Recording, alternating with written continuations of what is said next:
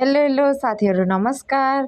हजुरहरूलाई मेरो मिनी ब्लगमा स्वागत छ। साथीहरू आज पनि हामी जाँदैछौँ गाउँको घर रोपाई गर्नको लागि। अनि यो चाहिँ हाम्रो घर जाने बाटो कस्तो लाग्यो साथीहरू। अनि साथीहरू मैले चाहिँ हजुरहरूलाई अस्ति नैको मेरो मिनी ब्लगहरूमा देखाइसकेको छु।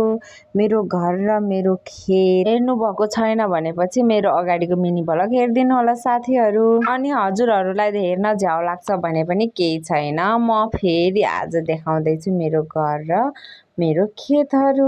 तर साथीहरू आजको भिडियो चाहिँ हजुरहरूले झर्को नमानेर अन्तिमसम्म हेरिदिनु पर्ने हुन्छ मेरो खेत र मेरो घर हेर्नको लागि। अनि यो घर चाहिँ मलाई एकदम अनौठो लागेको घर हो के साथीहरू। मेरो बिहे भएर पहिलोचोटि आउने बेलामा 3वटा ढोका भएको 3 मुखे घर भन्नुहुन्थ्यो मेरो बुढाले। अनि मलाई राम्रो अनि अनौठो दुबै लागेर चाहिँ मैले यो भिडियो लिइहालेँ हजुरहरूलाई देखाउनको लागि। अनि आज पनि हामी जाँदैछौँ मेरो बान्जा, मेरो बुढा अनि मेरो छोरी र म भएर। आजको हाम्रो रोपाई कार्यक्रमको महत्त्वपूर्ण अतिथिहरूमा पर्नुहुन्छ मेरो छोरी र भान्जा। हामी जता काम गर्न गए पनि मेरो छोरी र भान्जा चाहिँ कतै पनि छुट्नु हुँदैन। अनि यो रहेको छ झकमके स्कुल। अनि यो विद्यालयको नाम रहेको छ जीवन ज्योति माध्यमिक विद्यालय। अनि मैले चाहिँ यो स्कुललाई पुरै भिडियोमा लिन खोजेको तर साथीहरू मैले सकिरहेको छैन। अनि साथीहरू यो अगाडिको चाहिँ हाम्रो चौकुने गाउँपालिकाको भवन रहेको छ। यो भवन मैले हजुरहरूलाई अस्ति भर्खरै पनि देखाइसकेको छु तर मैले फेरि आज पनि देखाउँदैछु। अनि हाम्रो घर जाने बाटो फेरि यस्तो छ साथीहरू। जाँदा जाँदा बीच बाटोमा चाहिँ यसरी भैँसी भेट्यो। अनि यो रहेको छ झकमकेदेखि माथि डाँडा खेतनिरको हाम्रो घरनिरको गाउँ साथीहरू देख्न सक्नुहुन्छ एकदमै सुन्दर रहेको छ। अब हामी लगभग घरमा पुग्नै लाग्यौँ।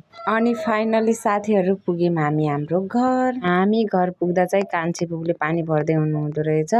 अनि यता भित्र चाहिँ फुपूले फेरि रोटी हालेर सबैजनालाई खाना दिँदै हुनुहुँदो रहेछ। अनि हामी चाहिँ आउँदा आउँदा ढिलो भइहाल्यो। बुढाले चाहिँ नानीलाई समाएर यसरी कुरा गर्दै हुनुहुन्छ। अनि यता ढोगभेट कार्यक्रम पनि भइरहेको छ। अनि साथीहरू हाम्रो सँगै यतापट्टि अर्को दाइहरूको पनि रोपाई रहेछ आज। मेरो भान्जा चाहिँ खेतको काम गरेर यसरी आउँदै हुनुहुन्छ। अरू सबैजना यसरी खेत रोपाई गर्न जानुभयो, म चाहिँ घरमै बसेँ किनकि म चाहिँ नानी हेर्दै खाना गराउने भनेर घरमै बसेँ। अनि साथीहरू आजको तरकारीमा रहेको छ तिते करेलाको तरकारी र लोकल कुखुराको मासु। करेलाको भिडियो चाहिँ बनाउन बिर्सेछु। यो रहेको छ दाल अनि यता भात। अनि यता फेरि फुपूले बनाउँदै हुनुहुन्छ गहुँको जाँड। मैले चाहिँ भिडियो गराइहालेँ। जाँडलाई चाहिँ यसरी मुसेर अनि यो भाँडामा राखेर यसरी तार्ने रहेछ। अनि फुपूले गराउँदै हुनुहुन्थ्यो अनि मैले चाहिँ भिडियो बनाइहालेँ। फुपूको मुख देखाएन किनकि फुपूले लाज मान्नु भइरहेको थियो त्यसैले साथीहरू। अनि यता पनि रोपाई गर्नको लागि बिउ थुपारिसक्नु भएको छ। यहाँ चाहिँ सबैजना खाना खाएर बस्नु भएको छ। अनि यसरी ट्र्याक्टर पनि चलाउन सिक्दै हुनुहुन्छ दाइले।